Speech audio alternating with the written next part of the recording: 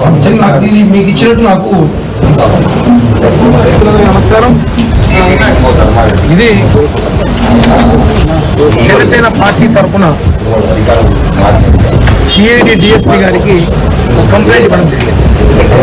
Complaint TTD EO ఏ అర్హత లేకపోయినా IAS అని చెప్పుకొని జగన్మోహన్ రెడ్డి ఆఫీసులతో 5 ఏళ్లుగా టీటీడీలో ఉంటూ తిరుమలలో అన్ని శాఖలకు అయిన అధికారి టీటీడీలో ఆయన దోచింది అంతా ఇంత కాదు, కొన్ని 100 కోట్లు టీటీడీ నిధులు దోచేశారు. అటువంటి వ్యక్తి ఈరోజు అధికారం మా కూటమి రాగానే పారిపోవడం ప్రయత్నిస్తున్నాడు. ఇది వాస్తవం. ఆయన లీవ్ పెట్టాడు. ఈరోజు పేపర్లో చూసాం, నిన్న మనం పేపర్లో చూసాం. ఆయన లీవ్ అడుగుతున్నాడు, నాకు లీవ్ ఇవ్వండి అని. వారం రోజులు లీవ్లో ఆయన విదేశాలకు వెళ్ళిపోవడానికి అన్ని ఏర్పాట్లు చేసుకున్నాడు.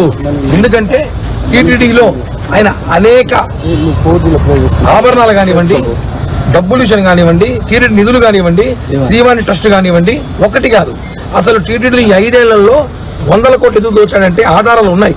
ఇప్పుడు ఒక ఈఓ వెళ్ళిపోయేటప్పుడు ఇంకో ఈఓకి బాధ్యత అప్పగించి పక్కన కూర్చొని సంతకం పెట్టుకోవాలి, అది రూల్ ఉంది. నువ్వు అధికారం మారగానే నువ్వు పారిపోతున్నావంటే ఎంత దోచేశావు. శ్రీవారి డబ్బులు దోచేశారు కాబట్టి ఈ రోజు మీకు శిక్ష పడింది. 11 సీట్లు పరిమితమయ్యారు. ఈ రోజు ఎంతమంది మీద కేసులు పెట్టారు, ఎంతమందిని ఇబ్బంది పెట్టారు. కొండపైన ఉద్యోగస్తులను, వ్యాపారస్తుల్ని అరెస్టు చేశారు, కిడ్నాపులు చేశారు. మీకు సంబంధించిన ఒక పోలీస్ అధికారి కలిసి తిరుమల సర్వనాశనం చేశారు. ఈరోజు మేము అధికారం రాగానే 24 గంటల్లోనే లీవ్ కావాలంటే ఆయన లీవ్ ఇస్తే ఆయన పారిపోతాడంట. మేము చూస్తూ ఉంటాం, నేను వెళ్ళిపోతా ఉంటే.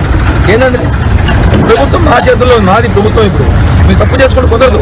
అందుకే సిఐడిలో కంప్లైంట్ ఇచ్చాము. ఆయన మీద కేసు రిజిస్టర్ చేయమన్నాం.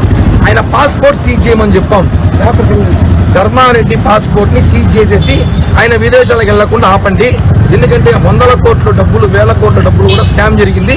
ఇవన్నీ కూడా లెక్కాచారం తెలిసాక టీటీడీలో వజ్రాలు, వైడూరాలు కూడా ఎత్తుకునే అవకాశాలు ఉన్నాయి.